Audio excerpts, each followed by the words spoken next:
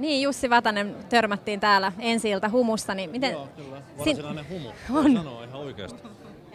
Miten sinutkin nähdään Leijonasydän elokuvassa, niin minkälaisesta roolista on kyse? No mä näyttelin tässä elokuvassa semmoista roolihenkilöä, joka nimi oli Kulmala. Hän oli yksi tästä uusnatsi äärioikeistoporukasta. Minkälaista taustatyötä sä teit tuohon roolihahmoon? Miten sitä niin kuin agrea haetaan?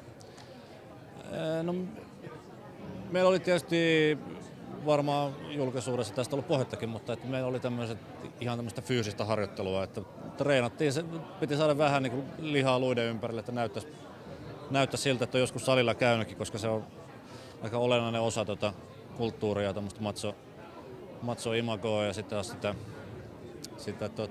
uusnatsi-ideologiaa. Mutta sitten taas toisaalta jos miettii sitä mun roolihahmoa, mikä siinä oli haastavinta ja ikään kuin sitä, mihin käytettiin eniten aikaa, niin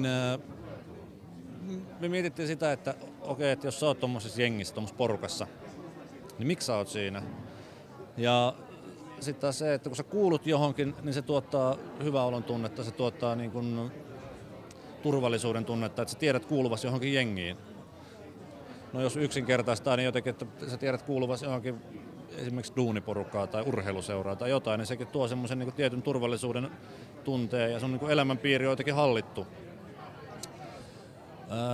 Tai ainakin osittain hallittu. Mutta ja sit sitä kautta, tietysti kun tässä ollaan tekemistä tämmöistä aika dramaattisten ja äärimmäisten tunteiden ja tapahtumien kanssa, niin että mitä sä oot valmis tekemään sen sun yhteisön tai sen jengin tai porukan puolesta. Ja niitä asioita me pyöriteltiin tämän mun roolihenkilön kohdalla. Tuleeko tuommoista hurjaa roolia näytellessä itselle paha olla?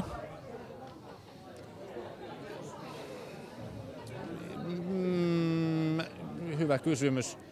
En kokenut, että olisi tullut mitenkään paha olla. Tottahan sen tajuaa, että on elokuvaa ja maailmassa on aika hurjia asioita, tapahtuu koko ajan siellä sun täällä. Että mun mielestä se toi tarina on kertomisen arvoinen ja se on hieno, vaikka siinä on aika hurjia elementtejä, niin se on myös aika lämmin ja koskettava tarina. Niin en mä kokenut sillä lailla.